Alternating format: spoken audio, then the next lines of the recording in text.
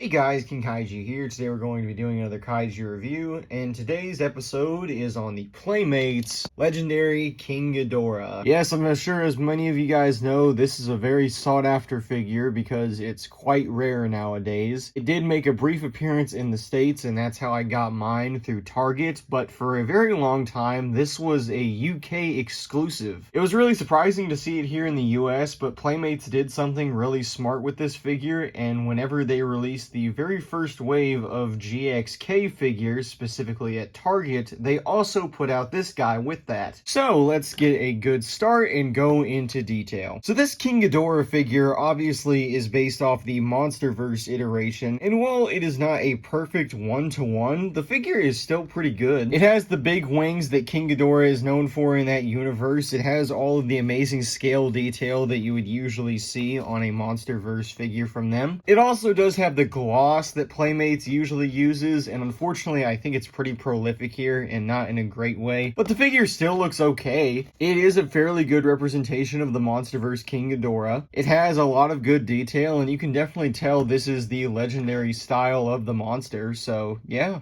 I would say for what it's worth, a $12 figure, this is definitely a good representation of King Ghidorah. Articulation is also pretty good, I would say. You can rotate all of his necks. They're all on ball joints. And while this is not a feature, it's something that I've found through, playing with the figure a lot. You can actually remove the necks and they are all on ball joints again. So if you want to recreate Godzilla, tearing his head off, you can do that. But you can also interchange which neck you have where. So, for example, if I wanted the middle neck to kind of be more clawed back like that, I can do that. And if I wanted Kevin to, for whatever reason, be really long and, kind of attacking, I can have it do that. So, yeah, you can get all of the necks in different positions, which gives you a lot of versatility with this figure. I also forgot to mention this in the initial recording, but he does have battle damage like all of the other Playmates Godzilla figures did at this time. You can take off that little bit in his chest, reveals a little bit of good detail in there. So yeah, that's all I have to add. The legs can also rotate. They can only move a certain distance. They cannot go 360. And the tails are also on ball joints, so that's pretty nice. And finally, something I didn't really expect is that the heads themselves are also on little ball joints. They mainly can just swivel, but you can get a little bit of up and down with them. And yeah, that is all of the articulation the Playmates King Ghidorah has. And for how much praise I've been giving this figure, there is unfortunately one section that I am going to have to falter it on, and that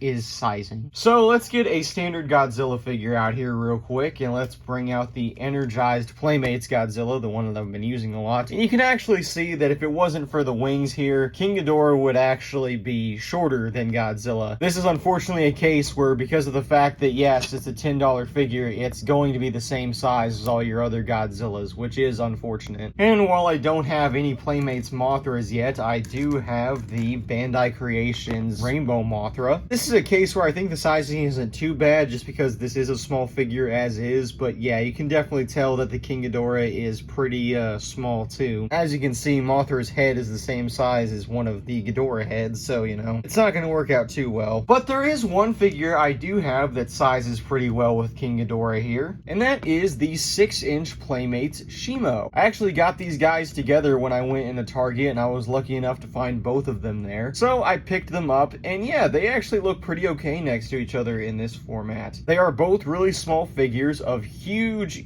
kaiju, so it works out really well that they're both in this 6-inch state. So that is my review of the Playmates King Ghidorah. Obviously, this figure is not perfect. It is a Playmates release after all, but it still is a pretty good figure. You're not going to find a whole bunch with it, but you are going to get some suffice detail, some pretty good articulation, and a pretty small figure. That's probably going to be the biggest downside if you're going to get this guy. But he does look nice on my shelf, and I am happy that I have a version of the legendary King Ghidorah that is not over $100 and that is also accurate to how it looked in the movie. Of course, like I said, not perfect, but still a suffice figure. With that being said, thank you guys for watching, and I will see you all in the next video.